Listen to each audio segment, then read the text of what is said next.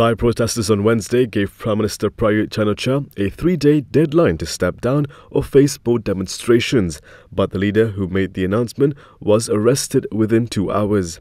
Prayuth had earlier said he was ready to lift emergency measures he imposed last week to stop the protests as a move to de-escalate the situation.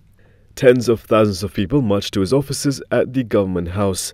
The protesters have been demonstrating for months against Prayuth and to demand curbs to King Maha Vajiralongkorn's powers.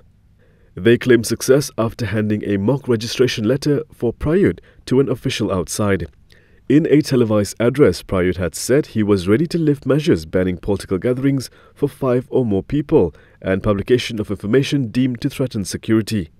The protests have become the biggest challenge to Thailand's establishment in years and have drawn the most open opposition to the monarchy in decades, despite laws setting jail terms of up to 15 years for insulting royalty.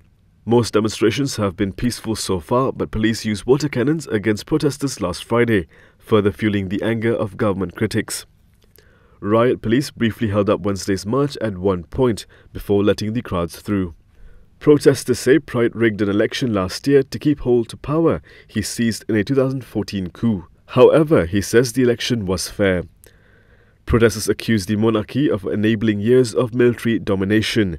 The palace has a policy of making no comment to the media. Prayuth said protesters should wait for next week's emergency session of parliament, whose entire upper house was appointed by his former junta.